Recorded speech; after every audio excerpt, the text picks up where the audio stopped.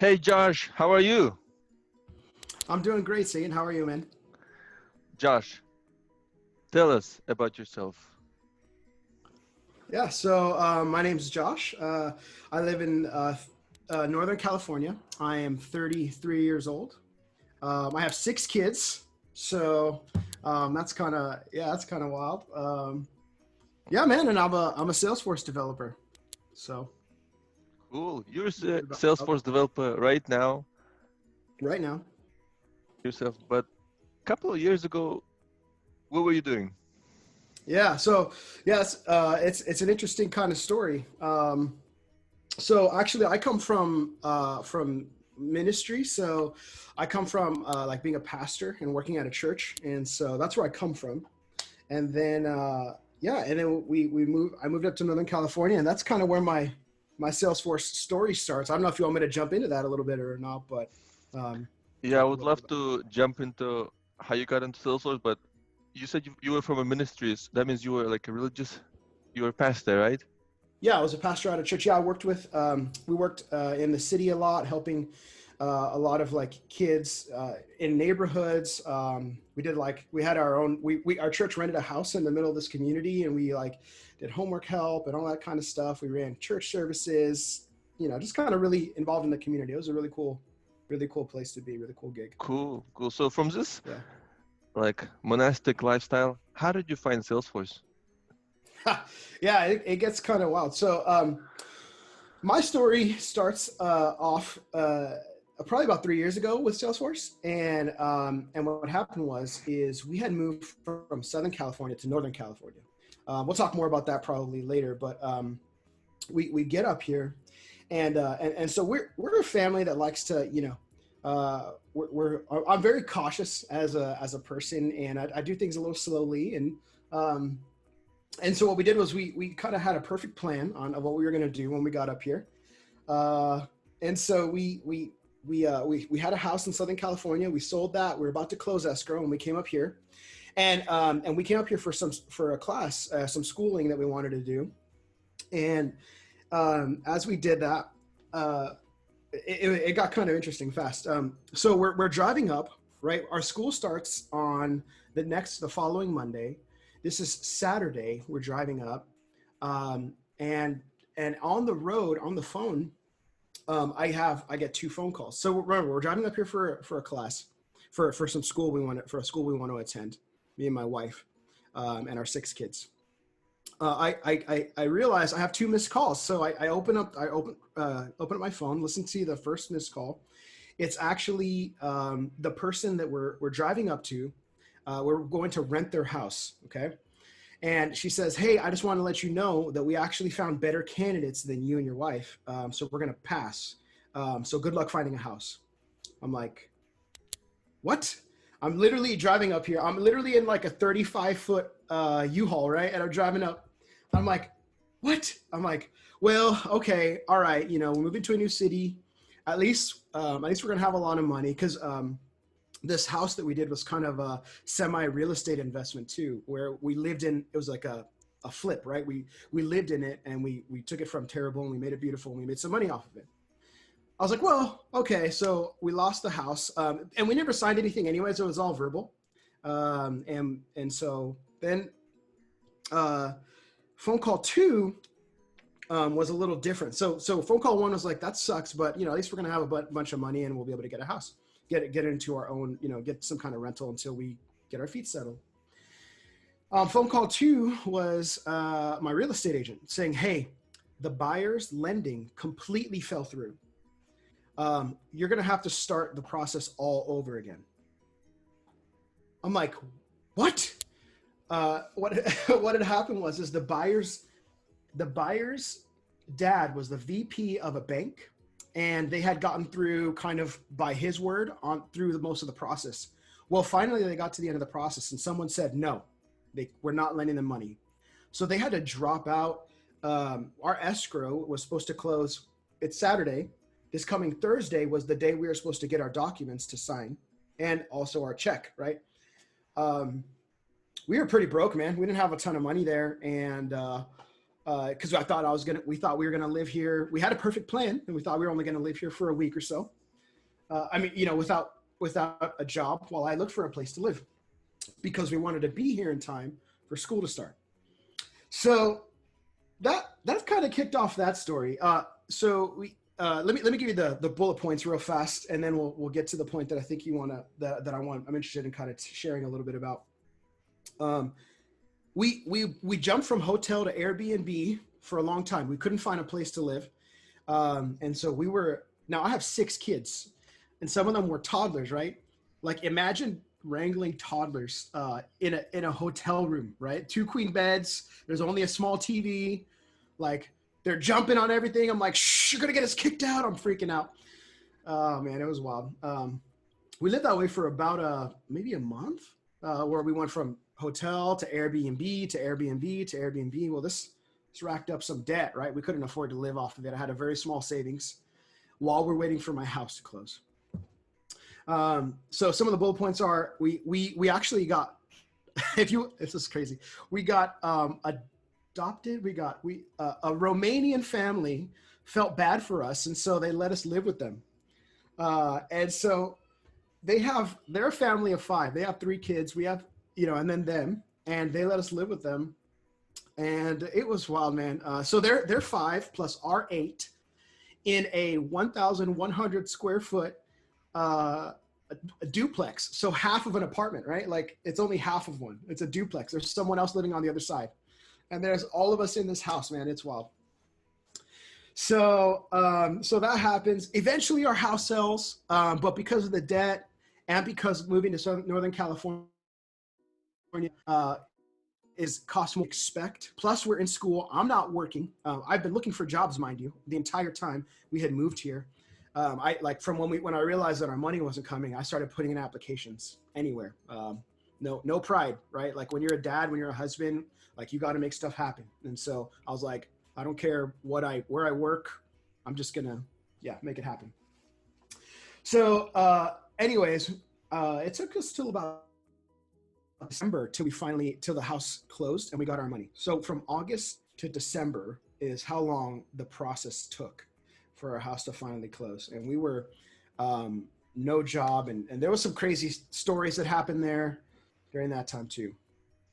So we went to school. Our house finally sold, paid off some debt. We had a nanny and all this stuff. And then so school ends. Now I'm starting to look for a place to work. Our house money is kind of running out. And so we're like, oh man, what are we going to do?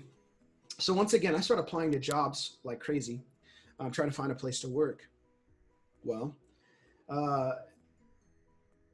I decide something that I've been looking at for a long time was to go to Coding Bootcamp. And I was like, man, I don't know. It's kind of it's a humongous expense for us. Like, this is crazy. Should I do this? But a lot of them kind of promise, there's this job at the end, right? So we use some of the last money that we have in our savings account. And I start boot camp. Yeah, man. And at this point, we had some unexpected bills come our way. My wife is working. I'm looking for jobs. Meanwhile, trying to do boot camp part-time while I'm searching for jobs. Nothing comes through. And that's kind of where we hit a really kind of low point in our financial situation. So when looking at how much money we have left in the bank and realizing how much money do you have left in the bank? Do you remember? I think when I went to Coding Bootcamp, I think I had like $9,000 left, which sounds like a lot of money, but not when you're not making any money. When your rent is like $1,500 a month plus electricity, plus you're feeding 8 people. It's pretty fast.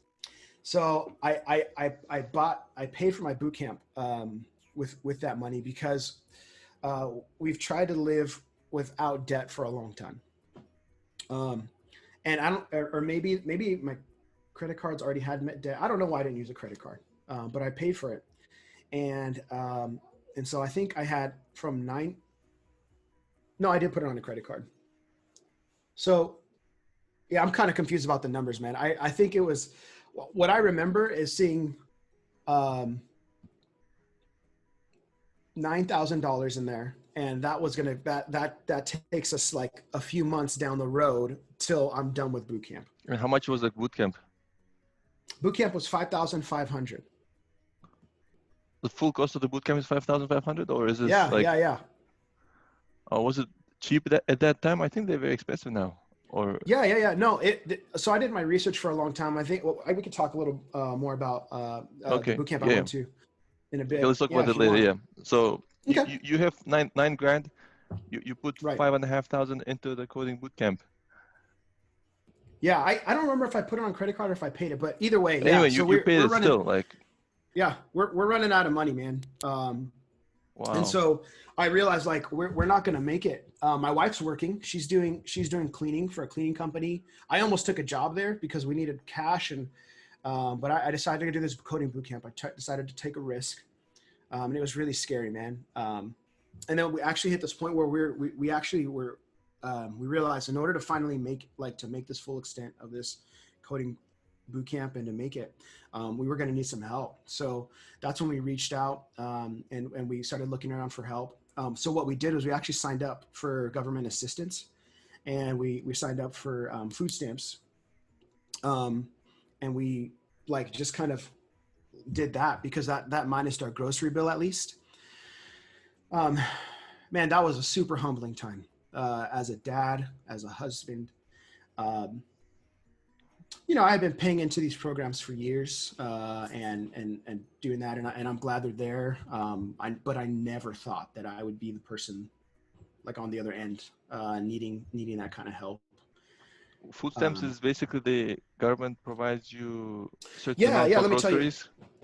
Yeah. Basically, so in California, the way it works is they give you a debit card. Basically, it's like a special debit card that they load every month with money for you, depending on how much money you make and your family size, and then they'll or who's doing it. If it's just a single person, it's a smaller amount, but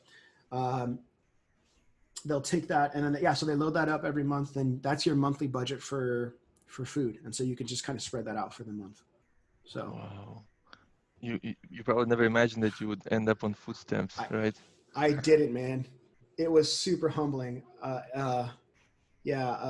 Super. I don't know how many other words. I mean, I was a little ashamed. I remember hiding, kind of hiding my PIN card. It's a special card, right? Like it looks different than a debit card. It looks like a debit card. I don't know why, but in my head, I was like, oh my gosh, And I remember hiding, trying to like pay for it. Man, how long were you embarrassed. How long were you on the food stamps? I think overall, it took us a little while to climb out of to climb back to kind of being financially stable again. So I think it was almost a year, probably like 8 months, 9 months. Yeah. So boot camp happens, man. Food stamps. I learned a lot during that time. I probably took a big hit as a dad. And then, another thing is like, we're a big family, right? And so big families kind of come with this stereotypical idea of poverty, right? And so yeah, man. So just trying to stick for, stick up for that demographic. And I don't know, man. It was a really, really hard time, like super humbling. And like raising kids and they having some needs, like Christmas gifts, and that must have been pretty tough too, right? Your it definitely kids was, comparing man. to other kids. We try not to let them know like the depth of it, I guess. Just trying to protect them for like with what they need to know, and trying to really help them to grow, just to, they don't need to know exactly what our financial situation look like, but we tell them like, hey, mom and dad don't have a lot of money right now. Like daddy's in school. He's almost, he's doing it. And, mommy's working really hard, and so I'd go to school. My wife would be at work for like most of the day. And I'm at home with the kids because paying for childcare is, especially with 6 of them, is pretty gnarly. And then then she'd come home, and then I'd hop onto school, and then and then we eat dinner, eat dinner, put the kids to bed. I'm back on school, and and that was kind of it for a couple months. Oh, and then in the middle of boot camp, Reading, the city of Reading, where I live, catches on fire. I'm not sure if you're familiar with all the crazy fires we've had in California, but we took like one of the top 5 spots of like the biggest fires in history. So we literally, I missed one of my big tests at boot camp because we evacuate because of the fires and stuff, man. It was kind of a wild time. So anyways, let me keep, I know I'm taking too long probably with this, but so how are you able to even think about the program, about coding, when all this stuff is happening? There's a fire, 6 kids, low cash, and food stamps, like yeah. it would have been very tough for me to focus, because all these thoughts would have been like creeping in and like boom, boom, boom. Yeah. It must have been No, it definitely was hard, man. Like I remember, just like the stress of it, and I thought I was a better coder, like until then I went to boot camp and I realized like I think a lot of my outside stress kind of affected me, like when I was doing when I was coding and stuff, because like it just seemed really hard. It seemed really difficult. Like I understood a little bit. And at this time too, like random things of money would come in. I'd do random jobs for like websites, fix up people's WordPress sites, just hustling on the side, right? Like trying to make cash anyhow, anyway, just to make it and stuff. And so you had some coding experience or web design experience from before? So one of the hard parts about the church world is, you only can make kind of what comes in, right? Like what people give. And so, so there's not a ton of money in there. And so, and I say that to say, so I started like doing websites for people. That's kind of how I got started with web design. And so but when I say doing websites, I mean, I would use WordPress to create, and I'd use templates on WordPress to fill out content so it wasn't actually web design. It was more like WordPress and small business marketing stuff. Oh, that's awesome then. Yeah, so a little bit. I kind of taught myself a little bit, but yeah, coding bootcamp was a little tough. I guess to kind of finish a little bit of the story. Yep. Was to I in the middle of bootcamp I started looking for a job. So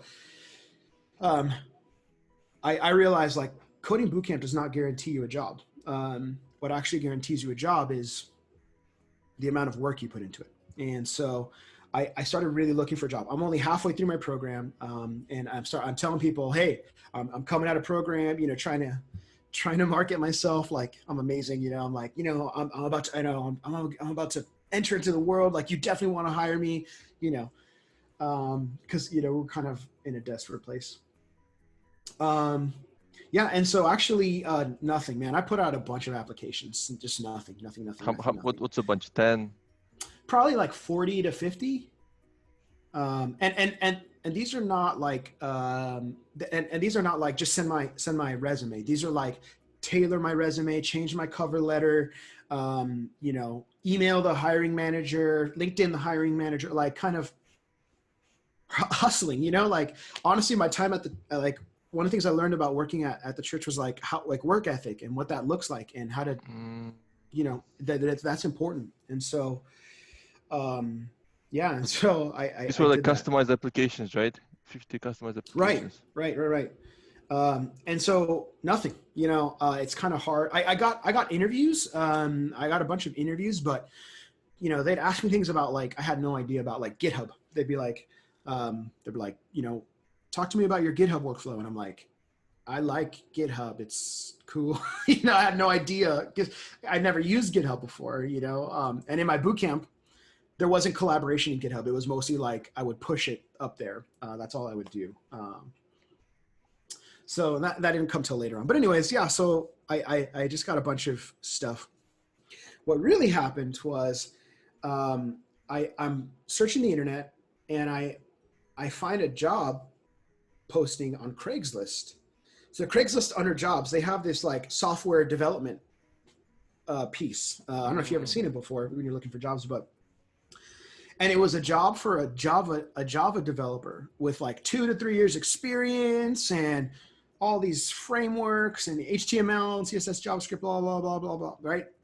And it's for a local company. Now I live in Reading, and Reading's the town's decently sized, but the tech community is real tiny. And so I was like, a local tech job. Okay.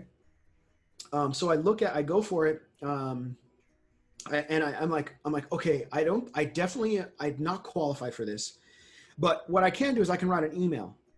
So I just decided to go write an email. I'm like, hey, what's up? My name's Josh. I live here in Reading. You know, I'm passionate about technology, and I'm definitely not the person you're looking for. So I apologize if I'm wasting your time, but I just want you to know that if you're willing to teach someone, I'm willing to learn. And I'm about to graduate boot camp, and so I'll be available, you know, at this point in time. Send it off. I don't even think about it, man. I'm just like, okay, like, you know, I'm totally just do not match this job description. And so I get an email back from them, and they're like, hey, you're definitely not what we're looking for. I just remember reading that email being like, oh, you know, like being sad when, you know, reading that. They're like, but we do have a web project that we're looking for some help on. Would you be up for contract thing? And I was like, okay, I'll try it out. Let's see what this contract thing is all about. So, yeah, I took this contract job. I built them I helped revamp, I guess, their customer facing documentation website. We made it look cool. And when that was coming to an end, they're like, hey, we have another project for you. Are you interested? And I was like, yeah. And that was an internal documentation kind of website. I'm like, cool. Well, by this time, you know, all the fires had died down and everything. And I'm almost close to graduating boot camp. And I took my first boot camp exam to graduate, and I failed. Everything was great. My Angular skills were lacking from what they told me. So I'm like, oh man, I'm so bummed about that. But I'm telling my job, I'm like, hey, I just want you guys to know I'm graduating like in a week or so, and I'm going to be looking for other jobs. I'm starting to put my application out there. I got an interview so far. So I don't know if you guys are interested in ever working with me full time, but I just want you to know that I'm looking for full-time employment. And if there's any chance of us to work together, like, I'd really enjoy that. And I had kind of built relationships with them the whole time too, you know. Like they're a local company. So they were like, they just kind of offhand mentioned like, hey, if you're in the area, like, you know, you ever want a quiet place to work, like come work from our office. I was there every week, man. I was showing my face because I wanted them to be like, I wanted them to know me. And I know that jobs don't come from like, okay, so there's a level of skill you have to have, but if you like someone, you're willing to you're like, I like this person. Like, I'm willing to kind of work with them. Yeah. And so I wanted to get to know people. I was there all the time, man. They were like, they couldn't get rid of me. So that's funny. But yeah, then they offered me, they said, all right, well, we want to bring you on as a junior Salesforce developer. Wow. I have no clue what Salesforce is. I have stumbled into a Salesforce ISV, and I thought, you know, I learned a little bit about what they did. They sell software on top of Salesforce to car dealerships and car manufacturers, and honestly, their product is amazing, and it's kicking butt in the automotive industry. And so I stumbled upon this, and they're like, "We want to bring you on." I'm like, yes, this is it, man. You know, I'm so excited to see this job offer. My boot camp promises me, you know, this 6-figure salary. You know, this is amazing. It's the time, right? When I come in, and here comes this job offer, and like I said, we're a small town, and they said we're going to give you a job at $55 a year. I was like, that is way better than what I'm making now. So heck yes, sign me up, you know. How much were you making? Well, I mean, at that point in time, I was just doing contract stuff. So my hours weren't set. It was when I could work. Meanwhile, I'm juggling their project while finishing up boot camp too. My wife's working, so like I'm working late. I'm you know, my kids are running around the house. I'm like typing at the kitchen table, like put that down. You know, just you know, it was interesting, Wow. man. So that's kind of how I got my first shot at Salesforce. That's Yeah, I've been amazing. talking for a long time. Is there any questions or something? Oh, that's an amazing story. That's amazing, really. 50 applications and emailings and like reaching out. You really hustled. You really, really hustled. You deserved. But it's Thank amazing you. how such good opportunities come by accident. You're right. One of the things that stands out for me of what you do well is communicate. You communicate very clearly, Thank you. concisely, and just the email you sent out, like you recognize, hey, I'm not the right candidate for you, but if you're willing to teach, I'm willing to learn, and 3, 4 sentences, boom, done, right? Hmm. Very cool, very cool, and that's probably one of your strong sides, right? It's Yeah, man. Yeah. Maybe I think communication. I mean, I did communicate for a living, right? Like as a minister, mm-hmm, like every mm-hmm, week, I'm talking to people and stuff. mm-hmm. I just really like people though. Like, so I just try to show people like, hey, I like you. Like, you know, like I don't know. That sounds weird, but yeah. Yeah, yeah, I that's one of the qualities I notice along a lot of people who made successful career changes is that they can communicate very easily. Yeah, Hmm. not like introverts. They're more extroverted developers can Right. make more extroverted people can easier make career changes, I believe. You're like more Mm, willing to maybe put yourself out there and get people to listen to you. And yeah. I would say it comes more naturally to extrovert because I've seen some. mm, It comes more naturally, you know. I had some. I have some. I'm working with some people that are very introverted, or I've worked with some people that are introverted, not talk a lot, but they have coding chops. They could probably get them into companies that I might not be able to get into. You know what I mean? It doesn't matter how cute you are or how great your personality is, but like you better be able to do the job. You better be able to do it. You know, these companies are maybe some of the was it the FANG companies like you know they need top notch developers too and people. So it's kind of this mixture. mm-hmm, mm-hmm. So your first developer job was $55,000, probably for California. This was poverty line salary. Was it very low, Yeah, right? For Northern California, this that's is why we're still kind of doing the food stamp thing, man. mm, We were finally starting to make money. I remember, you know, having that conversation with them because our savings account is shrinking, and we never ran out of money. We've never, you know, never went without a roof over our heads. Like we always ate, we were taken care of, man, and so I'm super grateful for that, and that we got to do that, and so that was amazing. Um, but yeah, but 55 a year is kind of not what I was promised either. So boot camps, you know, show you all these statistics. You know, average developer salaries are 120 a year, or you know, and you're like, holy crap! You're like, wow, if I could just make 90 or 80, that'd be amazing. You know, um, yeah, they don't tell you that they're only talking about San Francisco and New York and oh really? Chicago, right? LA, like they're not they and then if because you have to what you have to do is when you read that they have like all these asterisks at the bottom. Then you scroll all the way to the bottom of the page at like 5-point fonts, and it's like only from San Francisco, Los Angeles, New York, you know, and you're like, oh man. Um, and so I'm kind of like narking the fact that I have a job, but you know that I got a job at that salary range. But I'm just all I'm expressing is that like the expectation didn't quite match up, Mm, right? And I'm like, oh, you know, can I do better somewhere else? You know, should I continue to look for a job? You know, kind of some of those questions. mm, mm, Um, but yeah, and then but then I took the job, man. Just grateful. Yeah, of grateful to be able to course, work for of them. course. The most Hmm. difficult thing I feel for career change is just getting the first job where they Right. can start off their career, where they can start learning, where they can can just kick off their career. I think that's the most difficult thing, and I think it's amazing that the company gave you a chance. Me Uh, too, man. So grateful. So grateful yeah. to them for Do you taking the remember how chance you on me. celebrated your job offer? How did you feel when you Oh heard that they man, I can? felt amazing. They'd kind of let it slip that they wanted to hire me, wanted to work with me. So What do you mean let it slip? so like the like the office manager, the HR person was kind of like, we're interested in working with you. If you're interested in, it was kind of uh Hint?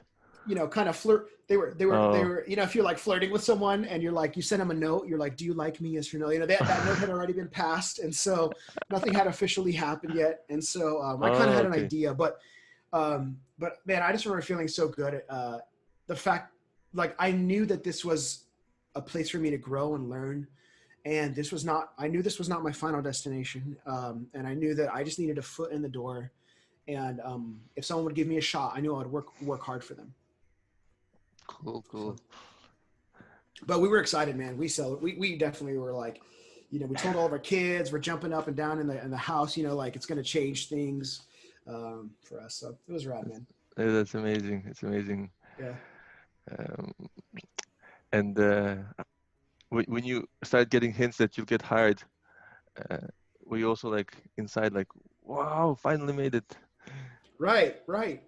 Yeah. Cause I mean, it's hard. Like when you're in coding bootcamp and you're kind of grinding through like these things that you think like that are just kind of abstract. Like I'm like writing SQL statements, right? And I'm like, I don't understand. Like it's abstract to me. Like it's just I'm just doing homework. It's not like, yeah. Yeah, So you're in those times you're just grinding and you're just like, okay, I just got to get this assignment done, and you don't really realize how it's going to connect to your future. But then there's the payoff, right? Where you're like, like I successfully.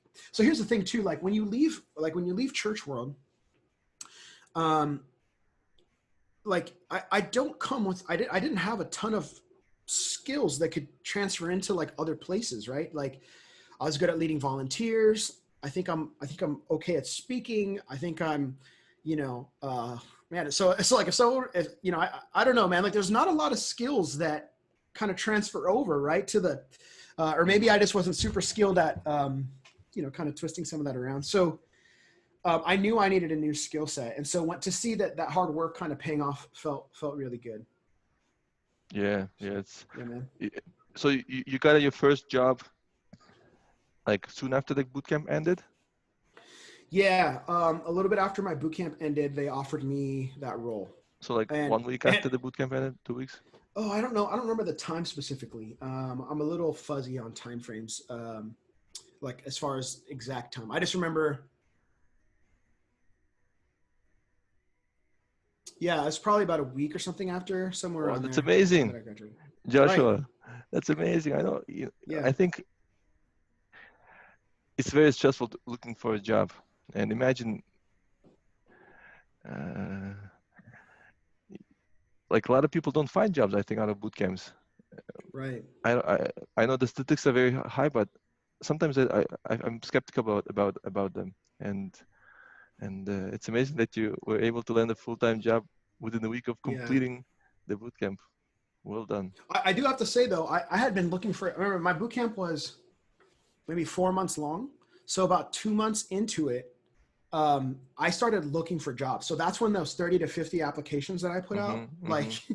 that, it was during that time. So I guess, in my mind, I know the statistics they put out, 90% of our students get jobs, but it's within the first year of completing their boot camps. So like that means month 11, right? Like that could be month 10. Like that's Yeah. far. That's a lot of time without work. So I took that same idea and I said, okay, I'm going to start my search earlier in the process, halfway through.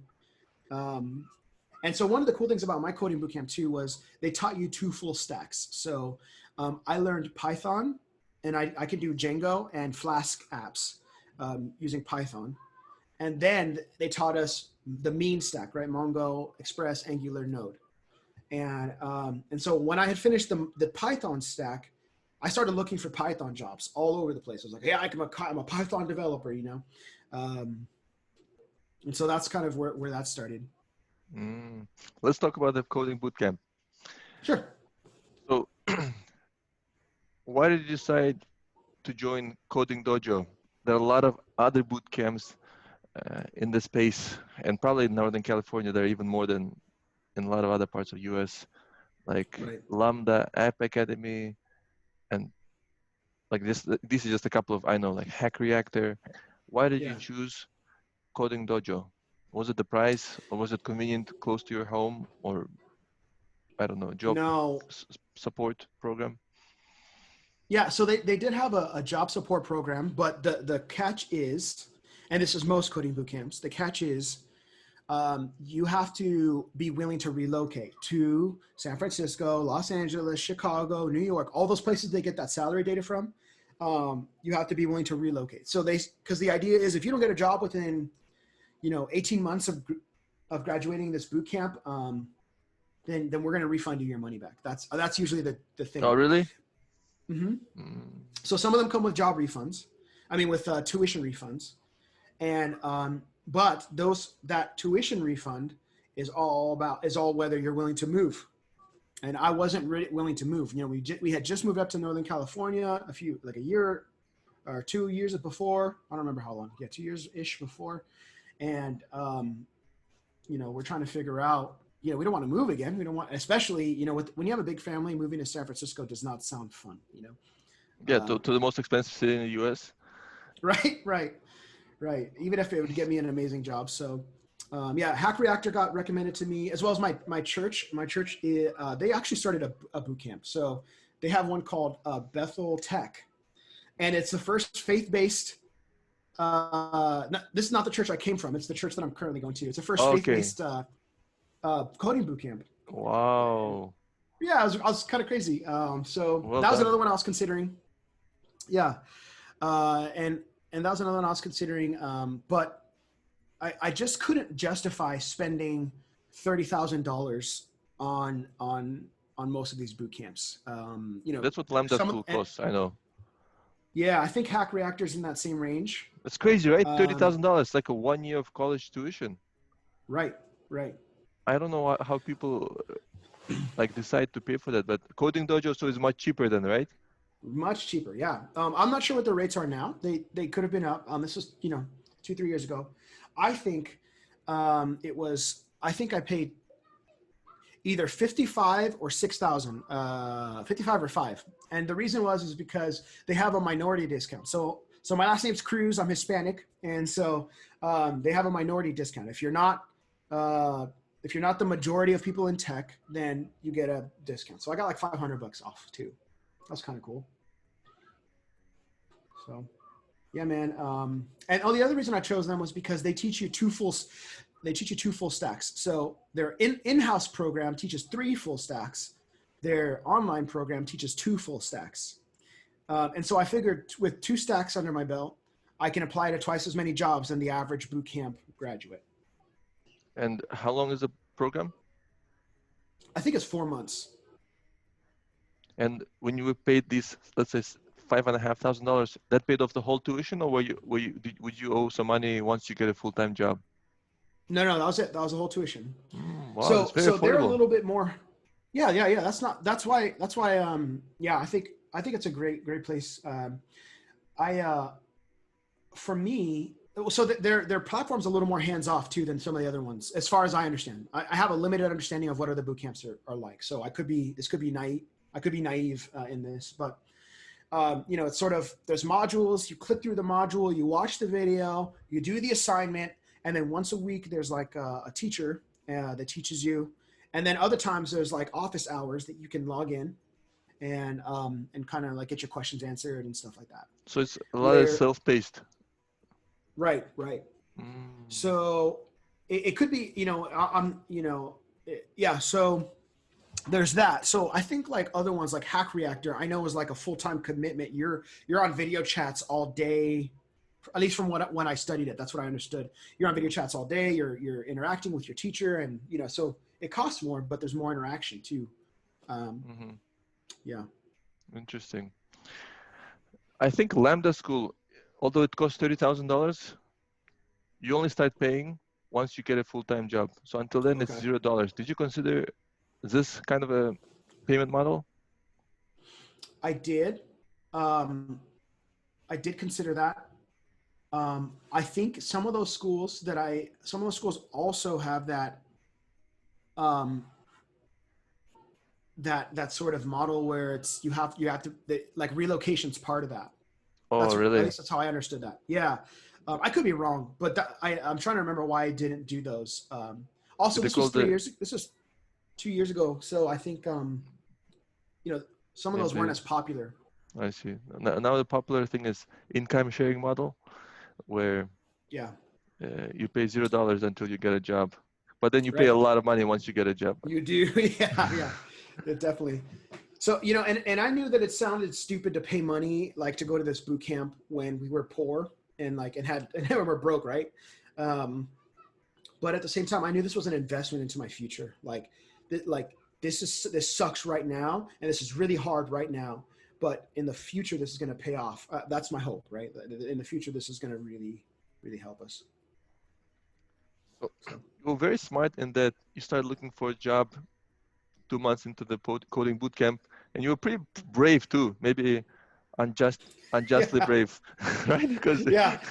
I could have been foolish. I'm borderline foolish. That's what that was. Yeah, that was yeah. borderline. But then you gotta interviewing is also a skill, right? Yeah, It's until you apply and you start getting these rejections, and then start getting this feedback. You might not know what you gotta focus your learning on. So by the time you're on right, interview 10, you're like way better, right? And right. now you're 3 months into the program, and by the close to the end of the program, you're like fit and like at top speed technically and also interview skills.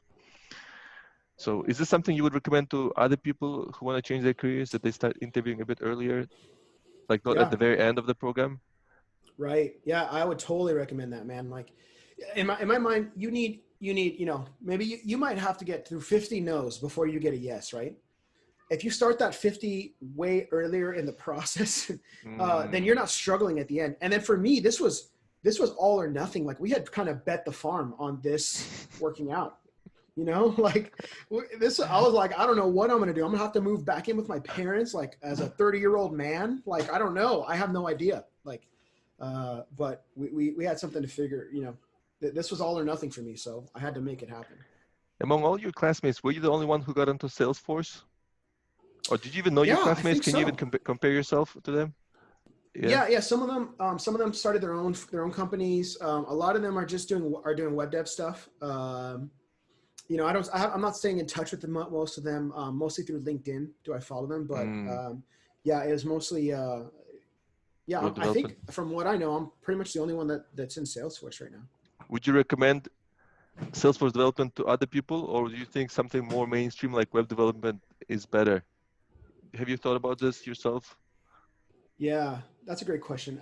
I honestly think Salesforce is kind of a hidden gem, right? Salesforce is growing. If you and now by Salesforce's own statistics, they're that by 2030 they're supposed to be like 150,000 or something Salesforce jobs that are vacant or something like that. I don't remember. It's in their marketing speak, right? But you know, there's a ton of opportunity here. There's not a ton of need. There's not a ton of Supply. not need supply. Thank you. Yeah. So I definitely think it's a great place to take a look at when you're looking at specializing. So what's your opinion on that? Say like specializing versus being broad. I think being a Salesforce developer is better because, uh, firstly, there is less supply of developers, so you have less Right. competition, and as a Mm-hmm. result, I think you make more money. Yeah. But the downside is that it's very hard to land your first Salesforce developer job Right. because the salary is higher. Mm. There is more demand on them, I feel. While because the typical salary for web developers is lower, starting out salary is pretty low. I think companies are more willing to take risk on you, and Okay. so that's my opinion so far. So on the one hand, I encourage people to become Salesforce developers, but then Yeah, if they follow through, it's hard for them to get a job. So it there's is. this there's this huge gap. But once you cover this gap, you're poof, you're in the Yeah, rocket. right, And right. so it's amazing how you cover this gap and uh, through some Yeah, I came out of left field, man. It was a weird thing. you hustled. I tried, man. I tried. It was crazy. So how long you been a Salesforce developer now? 2 years. 2 years Salesforce Hmm. developer. So you come from a totally non-traditional any kind of science background, yeah? It's like the Right, like humanitarian background, right, right, right. humanities background. How do you feel as a coder right now? Do you feel like a coder right now, or you feel like you're like still like uh, Yeah, man. Yeah, it's interesting. I dealt with a lot of imposter syndrome when I was first getting started. Like I would show up to work and I would, I did dumb things. I put, DML in my for loops and, SQL queries in my for loops and I had unlimited recursion on my triggers. And it was just like, just all the mistakes you can make. And so then I'd look over at the other developers that I'm working at and they're amazing, man. They're just firing out, test coverage and Apex and and they're just killing it. And I'm like, ah, um, and it took me a long time. I get kind of passionate. I just did a Salesforce. I just did a rant in someone's Salesforce question about uh, um, imposter syndrome. They were like, is it okay to Google stuff, as a Salesforce developer? And I'm like, man, you got to stop feeling that way. Like stop. Because here's the thing, imposter syndrome for me is like, it's comparing, right? Like you're comparing yourself to someone else and you'll never win. Like there's always someone better, stronger, faster, more intelligent. But you know more what I like to tell experienced? people? Yeah. Right. I like to tell them, I'm like, hey, you know what? Like you're pretty amazing. Did you know that like in 2015, a study was done that only 0.5% of the population in the world like knows how to code, and you're building things like that no one has any idea how to do. Like Yeah. you are rare, you are amazing, you are special. Like that there's something, you know what I mean? Like we do something, we get to do something that's amazing that a lot of people don't even understand and are freaked out about. So, and I think it's awesome that we get to do that. So how do So you don't overcome be, the imposter syndrome? So give us some ideas, suggestions to yeah. other people who might be in a similar boat. I realized that my comparison was what was killing me. And I realized that if we flipped roles, right? So like, let's say I was at the company first. Now like one of my things is I love front end. I love design. I love beautification. My goal is to make Salesforce feel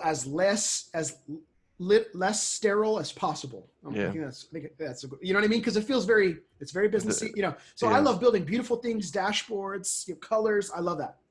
So if my friends who were the backend developers came in and saw me building these beautiful dashboards, these beautiful, web pages that I enjoy building, like they would feel imposter syndrome against me, right? They'd be like, oh man, I'm not that good. Like, look at what he does. Like my mock-ups are terrible. Like, oh, and they would feel bad.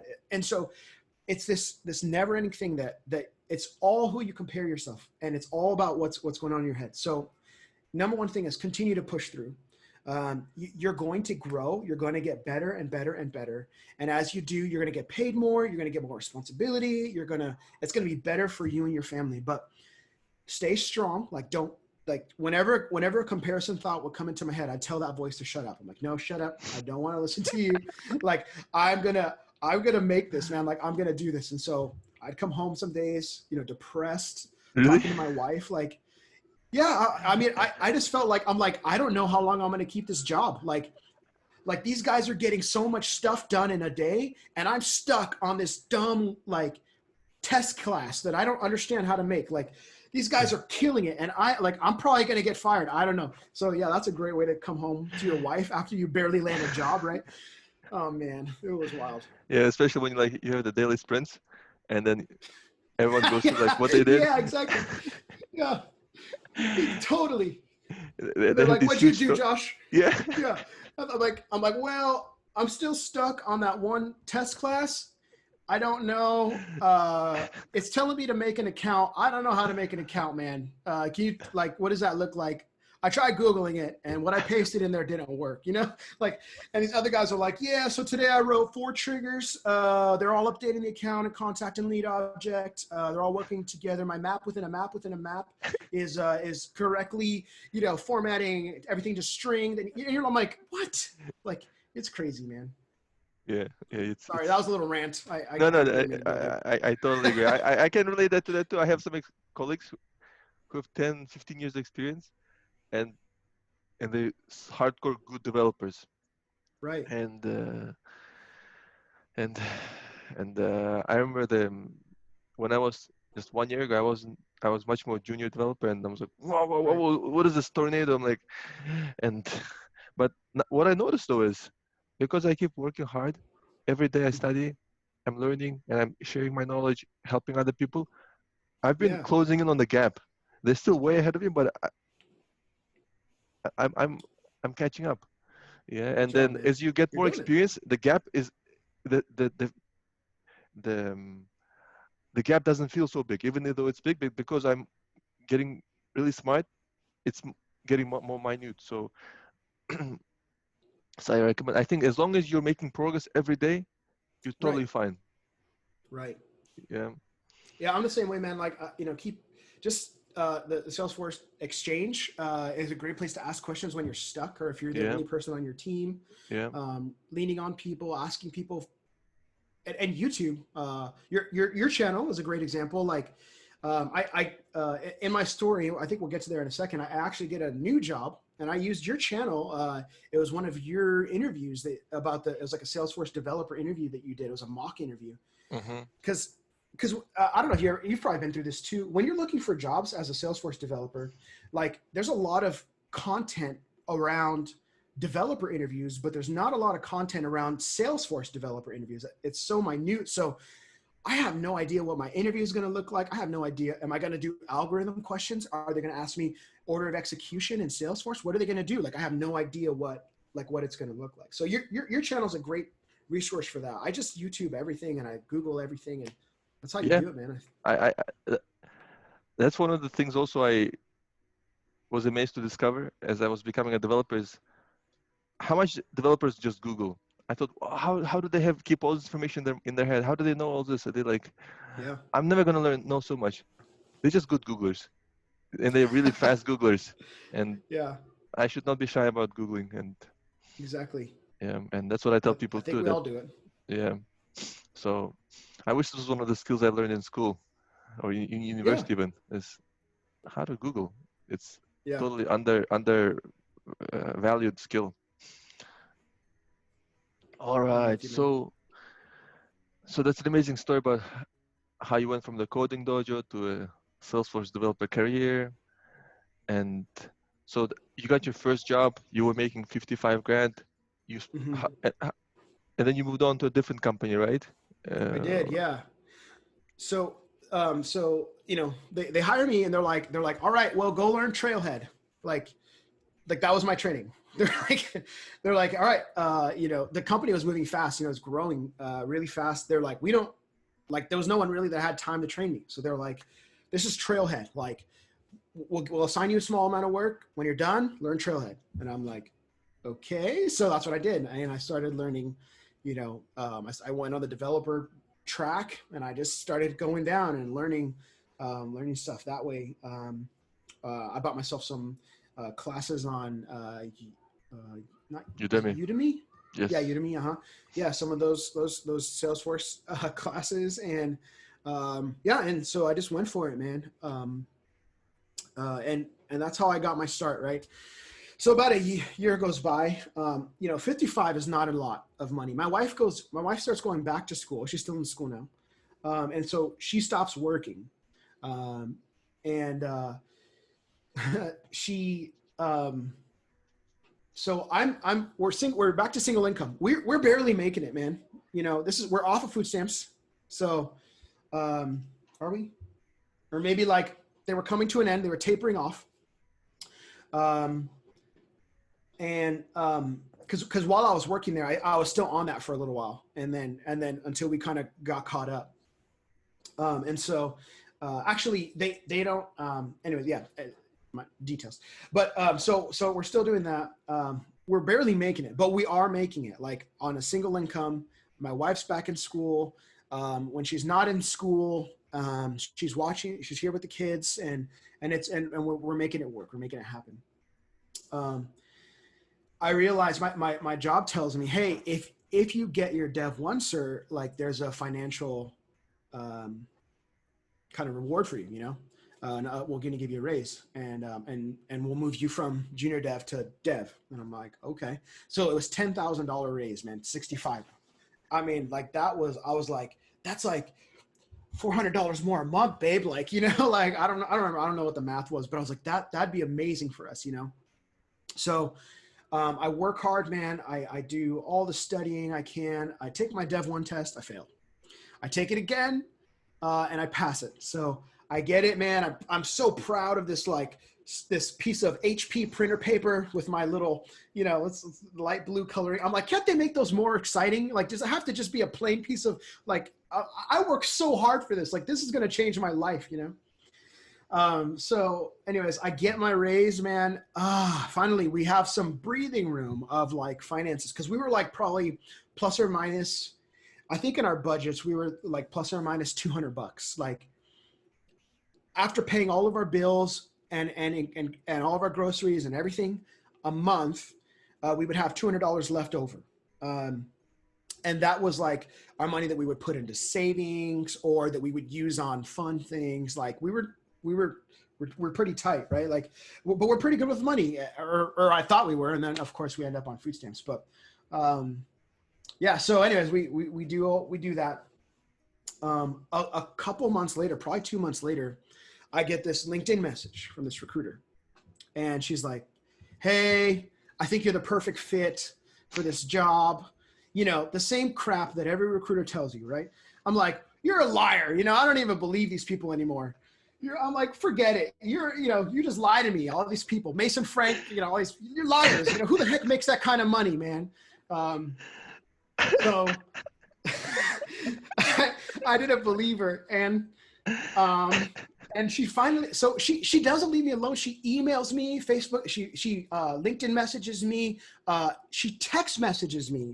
I'm like, how the heck did you get my cell phone number? Like, that's not proprietary information. She like looked me up some background way and found my text message, found my number, my cell phone number. And she text messages me. And I was like, okay. She's like, just get me on this. Let's talk on the phone. I'm like, okay. So I get on the phone with her. She tells me about the Salesforce role. It's primarily, they're looking for someone who primarily loves front end. And I'm like, okay, tell me more. That's what I love. They're like, you need to have Apex, you need to have Lightning Web Components, but your primary focus is going to be on LWCs. Like, is that something you're comfortable with? I'm like, yeah, blah, blah, blah. Well, then she's like, well, let's talk about salary. She's like, the salary range is about is 125. Is that a place you're comfortable with? In my head, I'm like, what? Like 125,000 a year? That's crazy. Like my mind was, but I was fun. I'm like, yeah, that's kind of in the range I was thinking about. Yeah. But inside I'm like, what? I'm going crazy. So I'm now interested in this job, right? Because first of all, some of my passions are at play, making beautiful things. And then at the other side is this job. Well, I start interviewing for this company. This is the best interview I've ever had in my entire life. In the middle of my first interview, I'm asking the guy, I'm like, would you like to see some of my work? Like some of the mock-ups and stuff that I do? He's like, yeah, this is during the interview. He's like, yeah, sure, whatever. So I pull up some of the stuff. I'm like, yeah, here's the thing we're building. He's like, wait, you can build that in Salesforce? I'm like, yeah, it's just a mock-up or something. He's like, wait right here. He runs out and he grabs some of his teammates. He's like, look, we can build this. And I was like, this interview is going really well. I was like, okay. I mean, I might sound like I'm bragging, but I mean, he was just really excited about that. You could make Salesforce not look like Salesforce. That's what he was really excited about. So I'm like, anyways, I went through the application process, went through all the interviews. We get down to negotiating. I find out that they are not interested in hiring me at 120. They want to pull me in at 90, I think it is 90,000 a year. I'm like, oh, that sucks, because when you're looking for a new job, especially with a raise, at least me, like I sit home at the take home paycheck calculators. I'm like there, and I'm like looking. I'm like, oh, that's checking out the amount of money I can make a month. I'm such a dork like that, but uh, I went through that, man, and so we started negotiating back, and so we ended up negotiating back and forth. And I'm like, actually, I feel like I'd be really comfortable at 110. They said the most we can do is 105. What do you think about that? And I was like, all right, 105 is good. So in 1.5 years or 1.8 years, right? Maybe like it was over a year and a half, a little over a year and a half. I have jumped from a job at making 55K a year to like for 1 month making 65K a year to the next month making 105K a year. And it was mind blowing. Like it was, I couldn't believe, I was like, these jobs are real. Like they do exist, so yeah. And then leaving my job was probably one of the hardest things I had to do.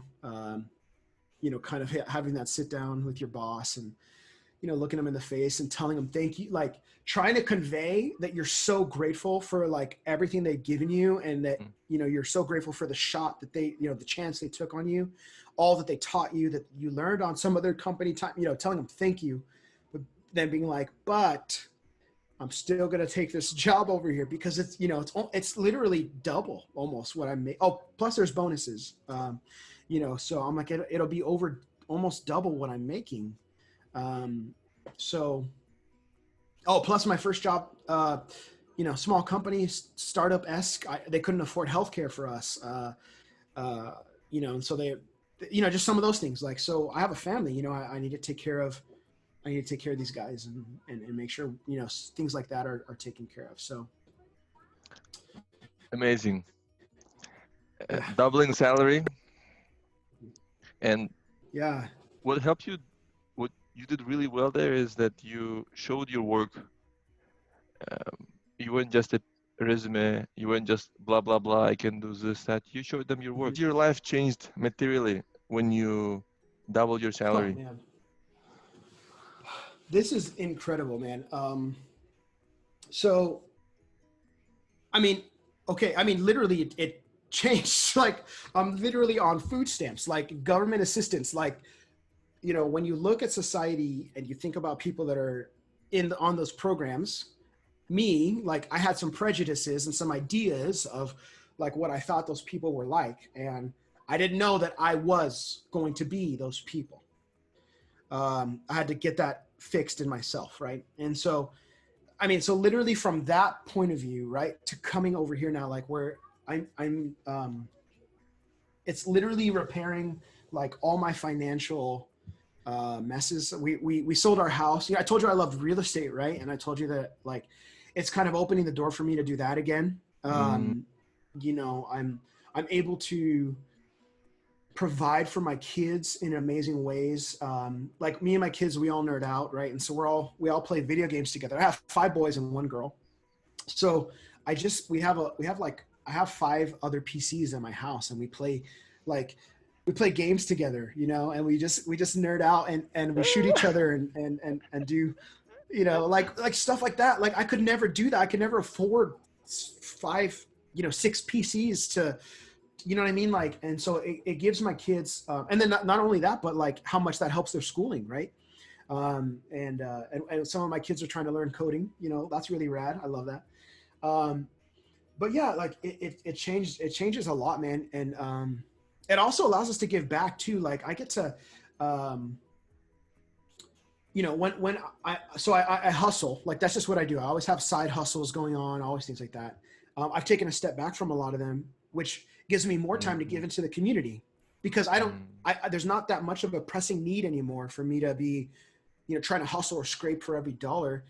So I've taken a step back. So I started my own Salesforce group locally up here. I was one of the leaders for that. And that's kind of over now.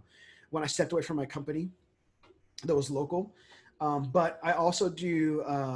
We have a developer group. I run. I'm one of the co-leaders of that. I run the Google Development Group. I'm one of the co-leaders for the Google Development Group of our city.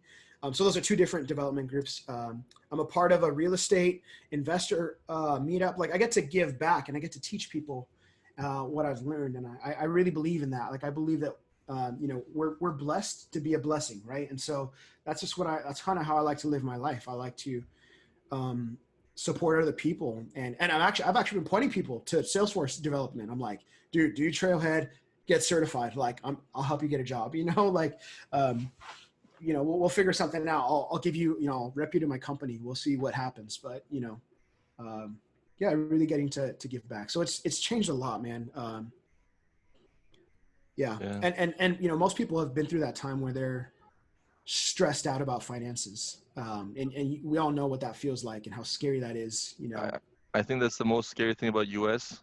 Although US is country of opportunity, and I myself moved to US in 2011, and I struggled finding a job for a month and a half, for a month. And I remember how stressful I was. And I was single. I was 25 years old, I think. And in US, compared to like other countries, I come from a third world country in Central Asia called Kyrgyzstan. You don't have bills coming in all the time. You can relatives, you can eat food, and you have like very little feed, so you can just coast. In US, there's no coasting. Yeah, you gotta hustle. Right. The bills keep coming, and Yeah. and the more you're unemployed, the more questions people start asking, like, why are you unemployed? Are you unemployable? And so I was getting stressed out thinking about all those things, and that was one of the most terrifying moments in my life, is just realizing that I'm unemployed and I didn't know how I'm gonna find a job. But for you with 6 kids, a wife, and that's amazing how much mental strength you had to overcome this period.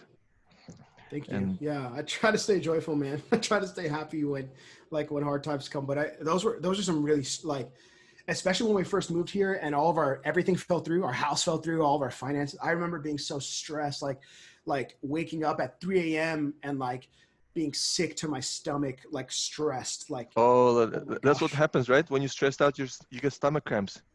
Right, man. I was living that, man. It was gnarly. Dang.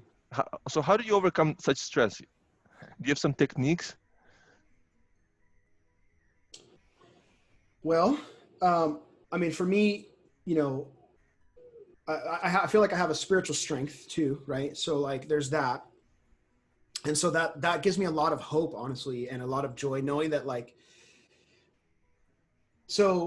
knowing that my identity is not based upon how much money I make or whatever, knowing that my identity is based on this is just me. I'm sorry if I'm overstepping here, but like this is just, yeah, my identity is based on like what I feel like God says about me and not how much money I make. Yeah, but you're unemployed. Your kids are hungry. Right. And then also being angry at him, being like, what the heck did you do to me? Why'd you tell me to come to this? I felt like you told me to come to this city, and like, where are you? But I think that's maturing, man. I think there are definitely times like in faith where you're like, I don't know what the heck you're doing, and this is scary. Like, you need to do something now. I need you, But other than that too, like, I think pulling on your past victories is a great way to think through, like getting through. You're like, you know what? I've been through this. I've been through that. And in my childhood, I conquered this. Like, like if I can do those things, then I can do this. Like, this is hard, but I can do this, I think it's really strong knowing you have a good, everyone has victories in their life. Like, your childhood could be sucky and you could have come from some really rough stuff.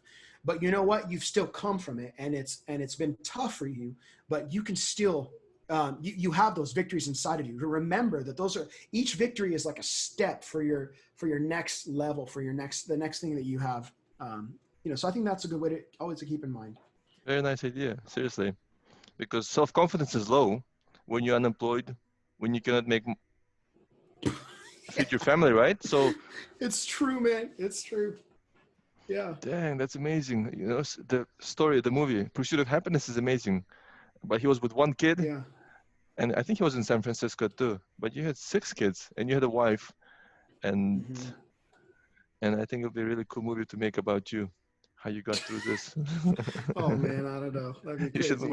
you should write a book about this, or like Write an a book, yeah.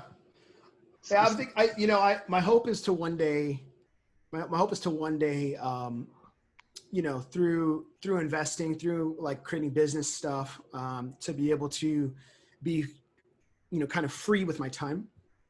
One of the reasons that we actually moved up here is because we have a passion to kind of help people that are uh, like survivors of human trafficking. That was the main reason we moved from Southern California to Northern California. There's a program up here that we wanted to be a part of, and so our long-term vision is probably overseas, somewhere, probably Thailand. And so me helping with the spiritual side of things, and then I told you my wife was in school.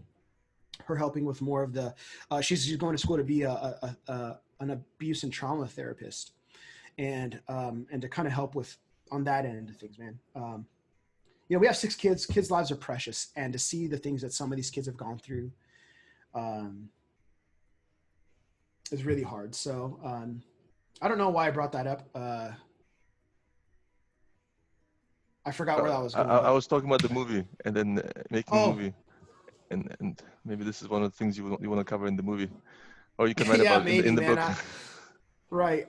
I was saying I hope to someday be free with my time to do what I want to do with it, Okay. and yeah, I think so. So it's amazing Yeah, I don't know. that your like wife, like there were a couple of people probably that were critical in your making this transition journey successful, right? Yeah. Is your wife one of them that she like? Oh, definitely. Yeah, Yeah, all the it's times that amazing. she like watched my kids, watched our kids, I should say.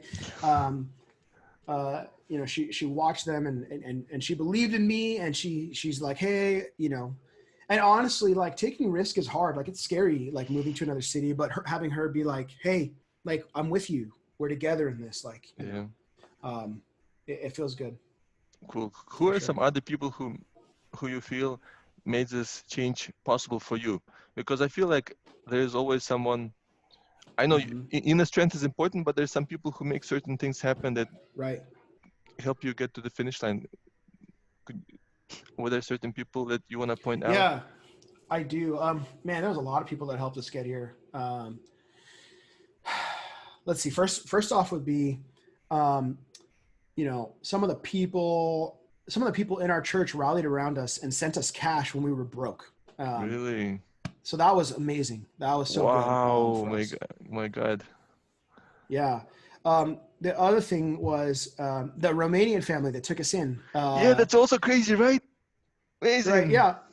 If you would have told me, hey, Josh, you move to Northern California, you're going to move in with a Romanian family, like fresh to the United States, like they're going to bring you into their family, man. But obviously we're lifelong friends, and they actually moved back to Romania now. And so we keep in touch with them. And, but just being so grateful that they gave us that, they let us do that. And when we were losing cash, like, to stay in hotels and Airbnbs, and that's expensive. Airbnbs are like $200 a night, for a house or Yeah. something like that. How did you find the Romanian family?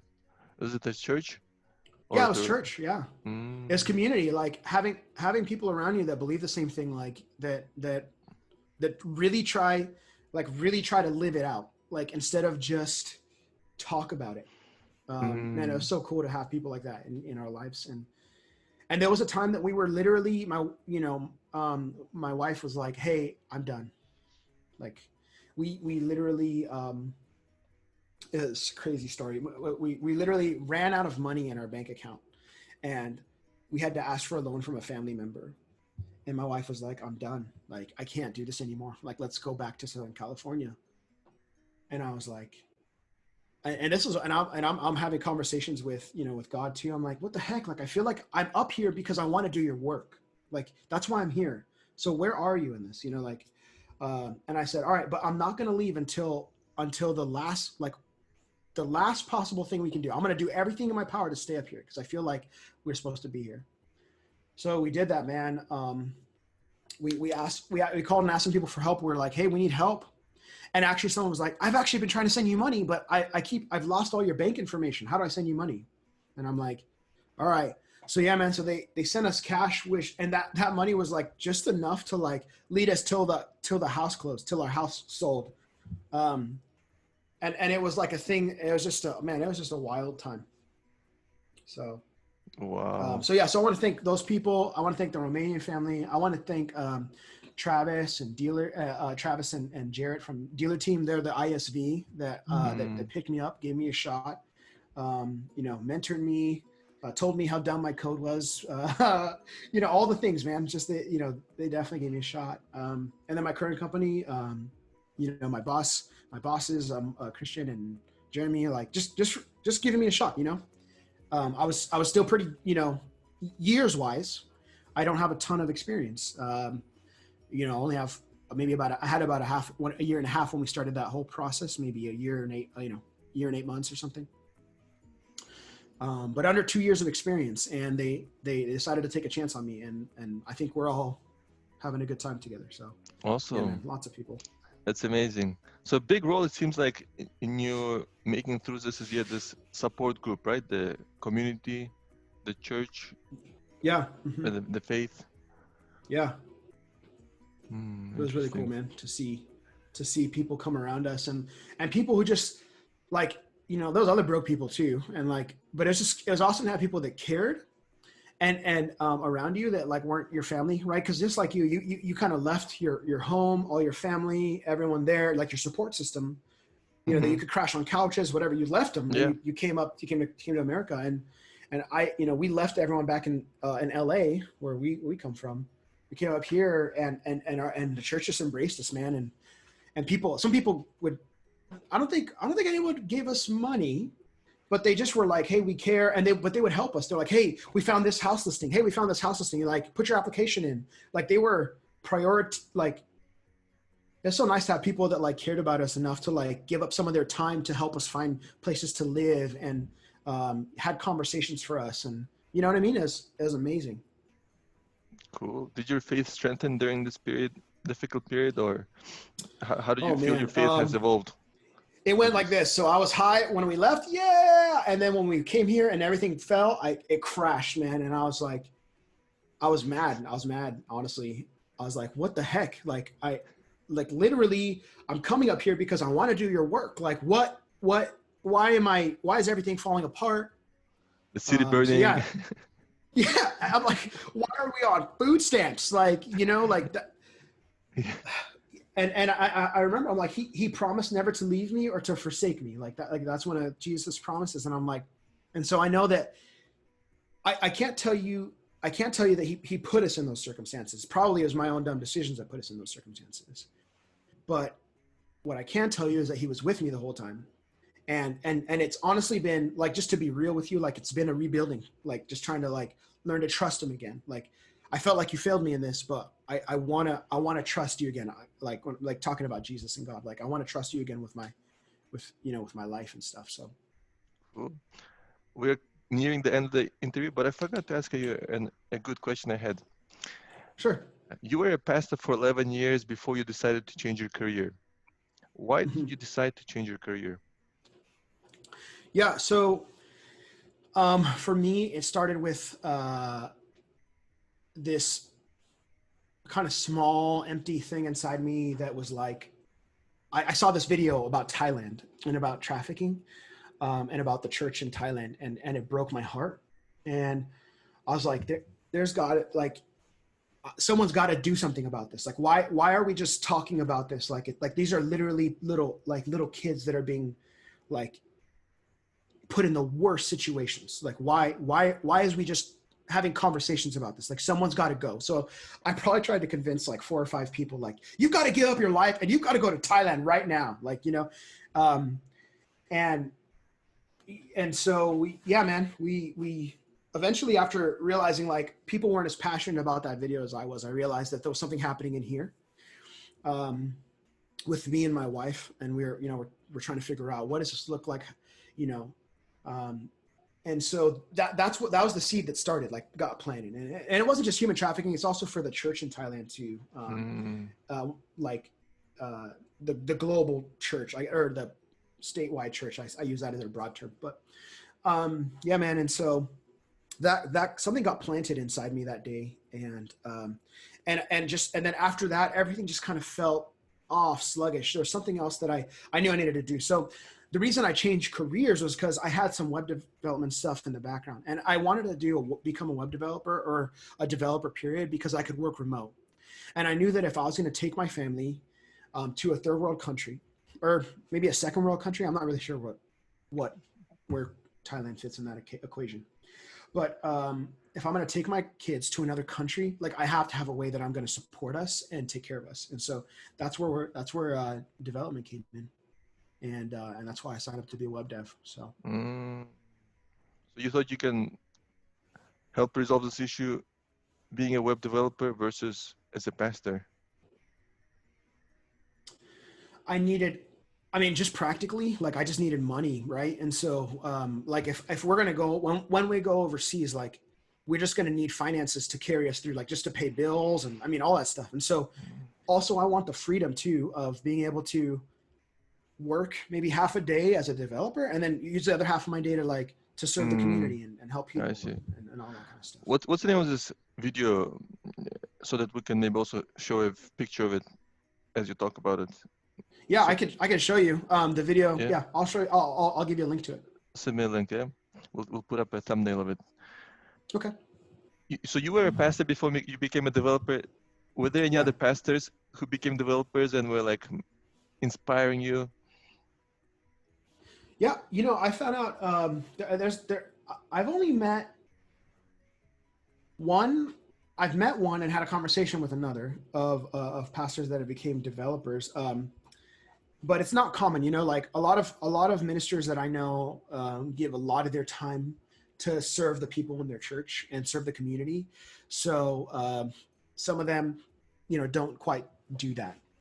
But I do tell people, people that are in ministry, I have lots of friends that are still living in that, like, still doing ministry. And I'm telling them, like, hey, I know, the church can't pay you a ton of money. I know that. And so if you're only getting kind of like a part-time pay for what you're doing, and you're doing a full-time work, like, you can, if you learn some of these skills on the side, like, you can get part-time jobs or contract work where you're able to kind of do these things, which will supplement, some of the things that you have going on. So, so I do recommend it, man. I tell people all the time, I'm like, a lot of people in ministry are great project managers because they know how to put volunteers where they need to be. They know how to put resources where they need to be. They know how to save money on resources. They've been doing it for years, right? Like trying to put on amazing things for the smallest amount of money possible, trying to serve the community for the smallest amount of money possible, but still helping people. Like, so I'm telling people, I'm like, get your PMP certification. Like, like, you're already project managing. You just need to do it for someone else who will pay you, who will pay you really well. So that's an amazing idea. As a part-time gig. Maybe that's a project you can organize so that you can fundraise for the work in Thailand. Yeah. Project management for pastors. Yeah, that's true. That's a good niche, right? Yeah. Yeah. I'm always thinking that way too. Yeah, I saw your course, man. You have a cool like bootcamp course going on. That's pretty rad. Yeah, because I share this knowledge, but then it's like bits and bits and bits, but it's hard to put something together from zero to Salesforce Dev, and I'm thinking, if I can organize information, if I can help someone go from non-technical background to some kind of junior developer role, it would make me really happy. And so I've been doing this for about 9 months now. It's a part-time gig in my free time, and I really enjoy it. But it's also tremendous stress for me because I feel so much responsibility for each of my students, and I sometimes think, man, I don't want to. It's too much stress right now, because I really want each of them to succeed, and like, I feel like if they don't succeed, I'm like, I'm giving up on their hope and their time, and so I think I need to find a way to take a step back. Yeah. They're like, I did my best. Now they should also hustle and Yeah. Yeah, I feel the same way. We have when we run our community group, we've all been doing remote stuff right now too. But like, we have junior devs that are like in my boat. They're like, I need a job now. I just graduated boot camp. I need a job now. And I'm like, I don't know what to do with you, man. I'm like, I'll tell you my story. I'll tell you what I did, how I hustled. I'll tell I can connect you to the people that I'm connected to. But the next step is hustling. And, hustling, yeah. And the scary thing about hustling is that there's no prescription, like golden rule, right? Right. This is the hustle you do, and this is the result. Yeah, it's very unpredictable, and so it's but as long as you hustle, you'll hit a gold mine, I think. Right. Yeah, as long as you continue to grow, I think. All right. Final question, Josh. What advice would you give? What three pieces of advice would you give to new developers who want to get their foot in the door as a Salesforce developer? You recently were a non-Salesforce developer. Now you're a Salesforce developer. You have some probably very clear things. You're like, oh man, I wish I did this. Or maybe I should have done that. And do you have some advice? That's a great question. Yeah, I would tell them. I would say to you, if you're a new developer, write the scary emails. Take a chance. Like in order. So there's a quote that I love, and it's in order to get. If you do the same thing that everyone else is doing, you'll get the same results that everyone else is getting, right? So you're following the same prescription as everyone tells you. You're getting your resume, which looks meager, right? It looks lame when you're a junior dev, and you're getting that, and you're saying, yeah, it has to. You don't have an experience, but like then you look at other people's. If you've ever looked at resumes online, like there's like, oh, I'm a Google architect. Like here's my resume, and you're like, oh my gosh, like I can't compete with that. But so you're doing the exact same thing everyone else is doing. You're putting in your meager resume into this pile, and of course they're going to pass you by. My resume looked way different than everyone else's resume. My resume is in full color. I have my photo on there. I have there's colored boxes everywhere. If I'm going to say to people I love design, then my resume better look like I love design. And that might be kind of weird. Like I've had people that are career coaches tell me, you need to change your resume. It needs to be whatever. I'm like, well, it's worked for me so far. So if I hit a point where it doesn't work for me anymore, then I get it. Then I'll change it. But for now, my resume, like I said, looks very colorful. Non-traditional. Pictures, font, non-traditional. Yeah. I got that from a template online, by the way. Yeah. Anyways, I don't know. I could give you a link later or something. But yeah, just do a search for Google templates, but for resume templates. So yeah, so I would actually connect with people on LinkedIn, introduce yourselves, explain, hey, I'm a junior dev. I'm looking to do this. I'm looking to break into Salesforce. I'm willing to learn. I'm willing to work hard. I'm looking for an internship. I'm looking for a side project to show you that I can do this. You know what I mean? Like connect with someone's human side. I'm now on the other side where I'm interviewing people. I'm interviewing people to join our team. And I'm realizing there's people there that have been in our pipeline that are technically very skilled, but I don't like them and I don't want to work with them. And I'm like, and so realizing that there's a human aspect. It's 50% human, 50% skill. And if you have all skill and no humanity, then I'm like, I don't want to work with you. I want someone who has skill and humanity. And honestly, for me, I lean a little more towards humanity than skill. So show me you're a human being. Show me you're a person. Show me that you can have a laugh at yourself. Show me that we can that this thing is going to be fun to do together. Like we're going to have a fun time being on a team together. Not that I don't need to know that you're amazing. I don't need to know that you're the best thing that ever happened in Salesforce development. Yeah, does that make sense? Yeah, totally. I think I've been studying those success stories from coding boot camps, like that.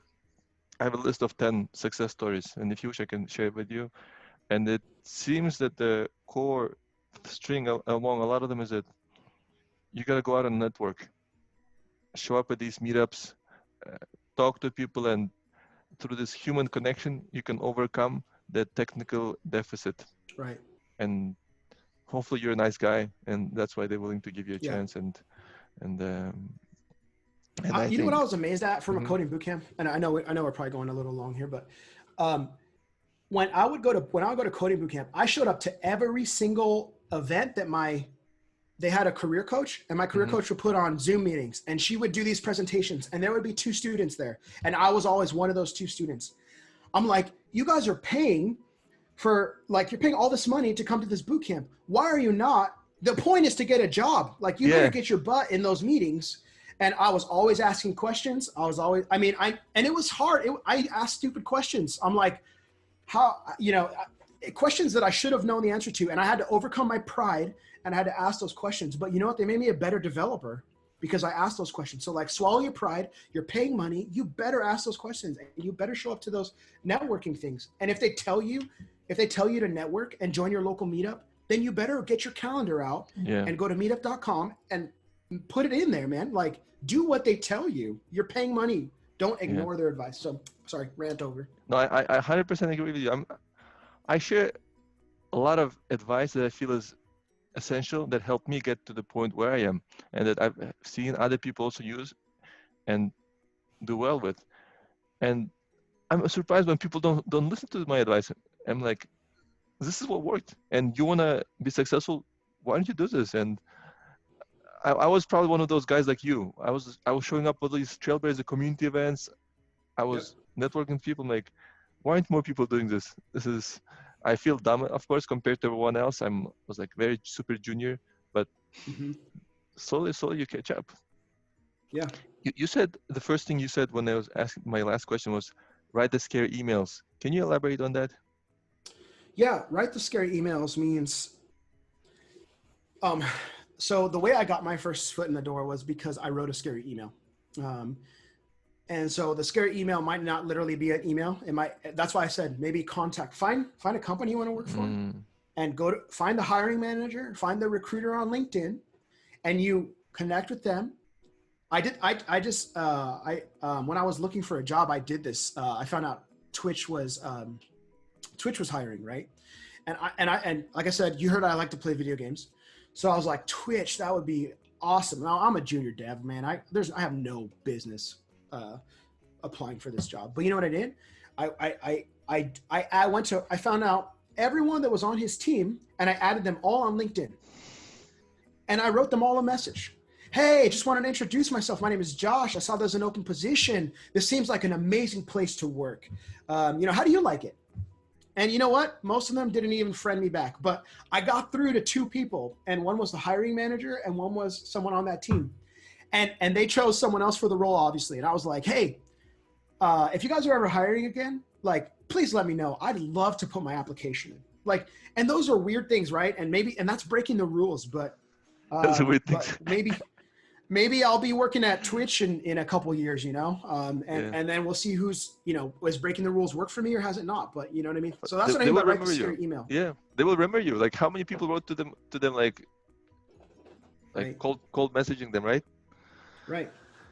So Yeah, that's what I mean by that. That's awesome. Well done.